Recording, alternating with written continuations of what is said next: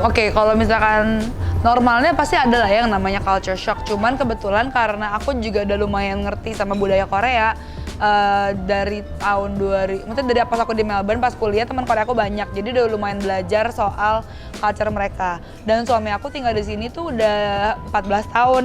Secara nggak langsung culture shock itu udah nggak gitu ada sih, karena dua-duanya sama-sama ngerti kan budaya Indonesia, ngerti budaya Korea ngerti budaya Indonesia. Jadi lumayan klop sih toleransinya, jadi kayak nggak gitu terlalu banyak ada yang namanya culture shock gitu di aku ya. Kalau culture, kita berdua believe in one thing, maksudnya yang bakal kita ajarin ke anak-anak itu adalah lebih ke manner. Karena both, apapun itu attitude dan manner, watak anak tuh bisa dibentuk dari kecil kan. Mau culture-nya mana nanti yang lebih cocok itu terserah, tapi kita pasti akan memperkenalkan dua-dua budaya itu. Dan mungkin ya akan fokusnya lebih ke culture Korea dulu sih. Karena kan dia kan tinggal di Indonesia. Secara natural tuh pasti bakalan belajar lah culture dan juga bahasa. Cuma kalau misalkan dari kecil kita nggak latih dia untuk banyakin ngomong bahasa Korea atau mungkin even Inggris juga mungkin kita bakal mix juga.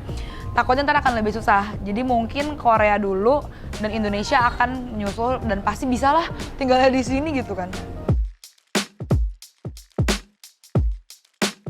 Kendala bahasa of course, karena gini ya, gimana ya, mungkin kalau misalnya dalam bahasa apa yang misalkan kita ngomong pakai bahasa Indonesia walaupun dia ngerti maksudnya, tapi mungkin maksud yang aku ngomong maksudnya inti sari dari bahasa itu tuh sebenarnya nggak kasar misalnya, tapi dianggap dia tuh kayak dia tersinggung misalnya kayak gitu. Kalau nggak dia pakai bahasa Korea, buat di aku terimanya kok lu ngomong kayak gitu sih, padahal mungkin di sana biasa aja sebenarnya kalau ngomong kayak gitu. Sama lah kayak bahasa daerah juga mungkin kan sama aja kan, misalnya gue ngomong pakai bahasa ini gue ngerti, tapi menurut gue kok ini lu ngomong kasar banget. Enggak cuy, itu biasa aja di bahasa gue, cuma di sana doang sih. Cuman so far karena kita bisa 3 bahasa bareng-bareng plus ya Mandarin dikit lah, Inggris bisa, Indo bisa, Korea bisa, jadi kalau misalkan ada salah paham kita coba translate ke bahasa yang lain biar kayak nggak marah lah gitu.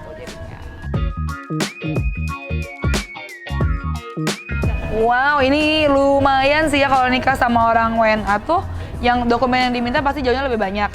Dan ujungnya WNA juga mesti ke embassy dulu, terus kayak minta surat, mesti ada surat pernyataan ABCD segala macam. Sedangkan kalau sama-sama orang Indonesia nggak ribet. Sebenarnya sih aku mau saranin mungkin kalau buat teman-teman semua yang pengen menikah sama WNA, kalau bisa daftarin sipilnya di luar aja. Karena di luar kayak misalkan di Korea pun paling 15 menit jadi.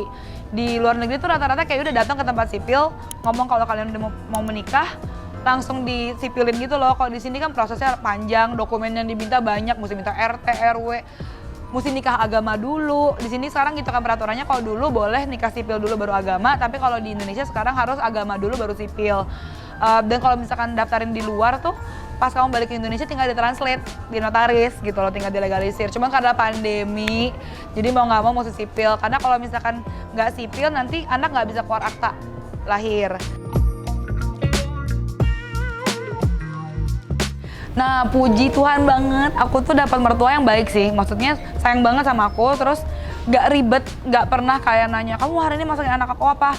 Malah kayak, kamu kok gini sih, kamu bener-bener pokoknya ngikut aja. Dari segi bahasa pun jadi makin ya mengasah diri lagi untuk kayak supaya semoga makin lancar gitu. Walaupun sebenarnya kalau papanya lumayan lancar bahasa Indonesianya, karena mungkin lebih kerja kan. Tapi kalau mamanya tuh lebih yang kayak bahasa dapur, bahasa yang simple-simple sehari-hari aja. Tapi biasanya kita ngobrolnya pakai bahasa Korea sih. Rencana tinggal di Korea, jujur karena suami aku juga kan udah 14 tahun terakhir tinggalnya di Indonesia. Bisnis segala macam kita semua di Indonesia. Untuk sementara kayaknya kita nggak bakalan pindah ke Korea. Cuman suami udah bilang sih kayak kalau misalkan nanti udah agak tua, maksudnya masa tua, maybe dia mau balik tinggal di Korea. Dan aku I don't mind karena aku lumayan gampang pindah ke warga negara Korea juga nantinya ketika suami aku orang Korea.